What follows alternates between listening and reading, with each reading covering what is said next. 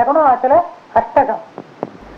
Laṛivari giriyeṉa vamardaru mammā, vatiśaya midaṉceya laṛivari dārkku, arivaru siṟuvaya dadumuda laruṇācalam, மிகப் perideṉa அறிவினி laṅga, aṟiviṛu ணadaṉporu அது திருவண்ணா, malaiyeṉa voruvarā laṛivuṟap பெற்றும், அறிவிணை maruḻuṟut தருகினில் ஏற்க, அருகுரும் மமயமித calamihap.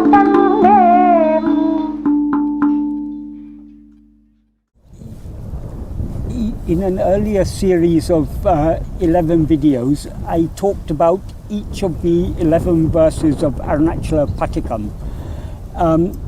Now, today I'm starting a new series of verses, of a series of eight videos about the 8 verses of Arunachala Aṣṭakam. These though these are two separate poems or songs, they are actually a continuity, because as I said at the beginning of the video about Arunachala Patikam, the words of the first verse were coming to Bhagavan persistently, and though he was trying to put them out of his mind, they kept on coming until he wrote the first verse. And then the next day, and the opening words of the second verse came, like that consecutively for a number of days. This was going on. By the end of it, Bhagavan had composed a total of, I think the last 2 verses of Aṣṭakam were composed on a single day. So over a period of about 18 days, Bhagavan composed 19 verses, 1 verse a day, and each verse began with the final word of the previous verse. The difference between Patikam and Aṣṭakam is that it's the meter is slightly different. Arunachala Patikam is aṟivaṛu viritum. That's a type of song called viritum with 7 feet per line. This Arunachala Aṣṭakam is an ṉadaṉporu viritum. Each line has 8 feet. This was not, Bhagavan didn't plan any of these things. These were just how the verses came to him. But it meant they could be conveniently divided into a poem, a song of 11 verses, Arunachala Patikam, and a song of 8 verses, Arunachala Aṣṭakam. The first 9 verses of Arunachala Patikam are mostly prayers, with some praise mixed in. But in the last 2 verses of Arunachala Patikam, Bhagavan talks about the power of the mere thought of Arunachala, and explains how Arunachala draws if we think of it even once in the heart, it will subdue the outward going activity of the mind, draw the mind within to face itself, and thereby it will consume the ego. So here in Arunachala Aṣṭakam, he begins with a continuation of the same idea about the power of Arunachala, and he talks about his own experience. What he says in the first sentence of this verse is aṟivaṛu giriyeṉa mammā, which means it sits calmly as a hill, bereft of awareness or bereft of knowledge. The implication is that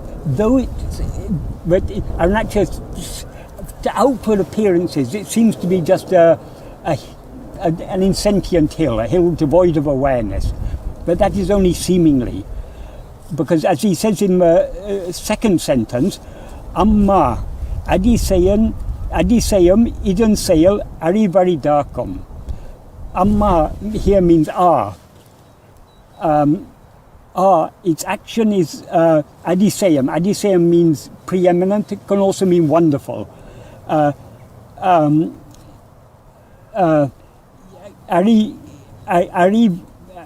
aṟivaṛu, difficult for anyone to understand. So what he's saying in these two sentences, actually, we can join them together and say, it sits calmly as a hill seemingly bereft of awareness, but its action is preeminent, difficult for anyone to understand. That means it's what is done, the transformation that Arunachala brings about in our heart is beyond preeminent. It's superior to all other things. He doesn't mention the word grace, but he means this is the action of grace. What is the action of grace? It is the action of drawing our mind within and thereby consuming the ego. It's, as he said in verse 10 of Arunachala Patikam. Then in the next sentence, next two sentences, he talks about his own experience. But in Tamil, it's possible to form sentences, to have verbs without any explicit subject. So actually he doesn't mention I or me at all here, but that is what is, because it's said in such an impersonal way, but obviously he's implying his own experience, so we can add in, wherever I add in my, that is what is implied without actually being specified there. In this third sentence, what he says is, Arivu aru siṟuvaya adumudal Arunachalam miha perideṉa ariviṉi laṅga arihilan adaṉporu ḻadutiru vamardaru voruvarā aṟivaṛu peṭṭṛu. What that means is, though from my young age, when I was bereft of knowledge, when I didn't know anything about the world, that implies, aṟivaṛu siṟuvaya, my young age when I was again, it's not my, he doesn't mention my, but it implies my, from a young age when I was bereft, implying when I was bereft of, but what's actually there is young age bereft of knowledge is all that's there, but we have to understand it as my young age when I was bereft of knowledge. So from that time, Arunachala shone in my awareness. Awareness, aṟivaṛu, in this context means mind, shone in my mind as something exceedingly great. Miha perideṉa. Perideṉa means what is great. Miha means exceedingly great, as something exceedingly great. So though it shone in my mind thus, even after coming to know from someone that it is tiruvannāmalai, that is, adu tiruvannāmalai ena oruvarā aṟivuṛu peṭṭṛu,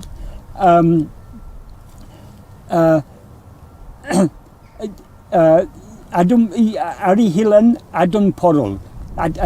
That means it's poru. I did not know it's poru. Poru means the substance, reality, truth, import, meaning, or significance. What it means here is what Arunachala actually is. He didn't understand. This is referring to an incident in his early life, that is from his earliest childhood.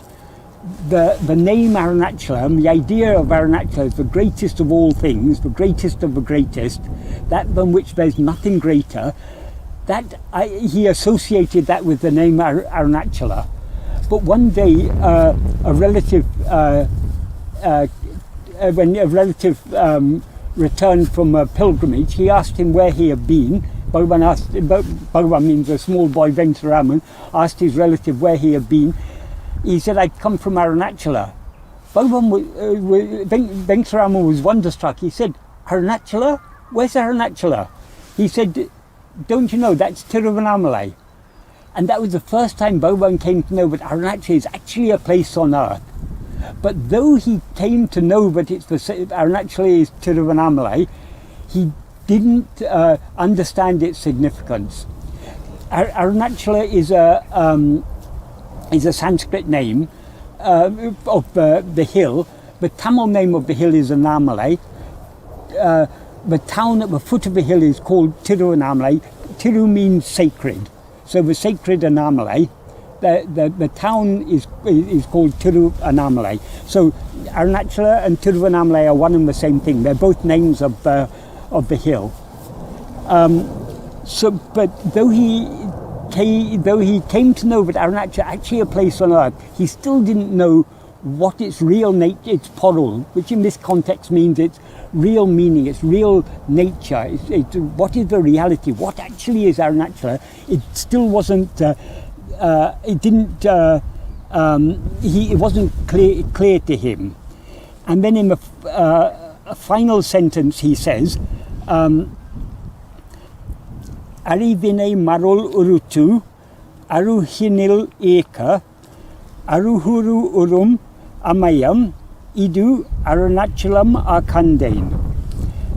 What that means is, when it enchanted my awareness here means mind, when it enchanted my mind and drew me near, attracted me near, drew me near, at that opportune, amayam means an opportune moment, but it implies here at that auspicious moment of coming near. That aruhu amayam means the auspicious moment of coming near. That implies the auspicious time when it drew me, when it brought me near. Idu achalam akandane. I saw it to be achalam. Achalam has two meanings. Achalam, chala means movement. So achala means unmoving. So it means, achalam means the state of motionlessness. It also means a hill, because hill is motionless. So I saw it to be achalam. We can take it to mean I saw it to be a hill, or I saw it to be that which is motionless. This and the next verse are autobiographical, but not in a very strict sense, because in the next verse he says,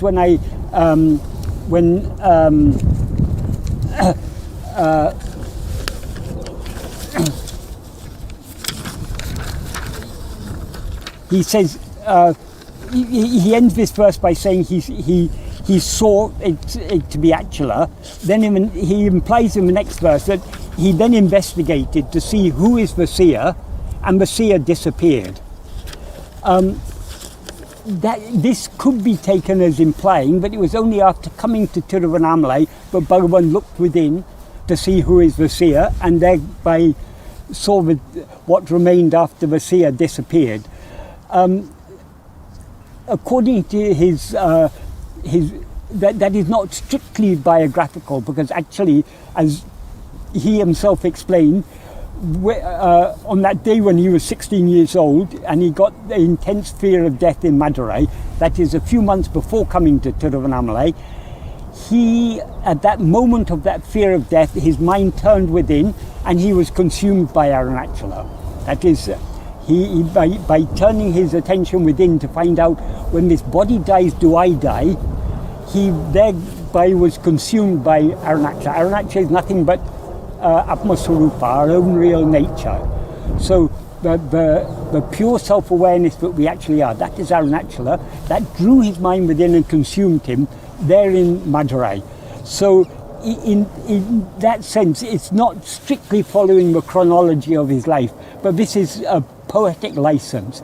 What he's the reason he goes from talking about seeing Arunachala standing as a hill and then immediately to investigating who is the seer, he's again emphasizing what he emphasized in verse 10 of Arunachala Patakam, but Arunachala has that power to draw the mind within and to make us face itself.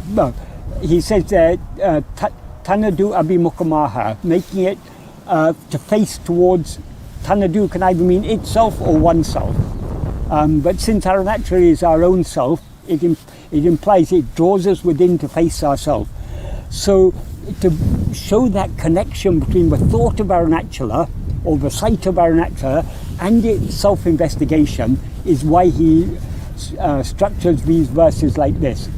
So in the next verse in this series I will talk about verse 2, which is a continuation of this idea.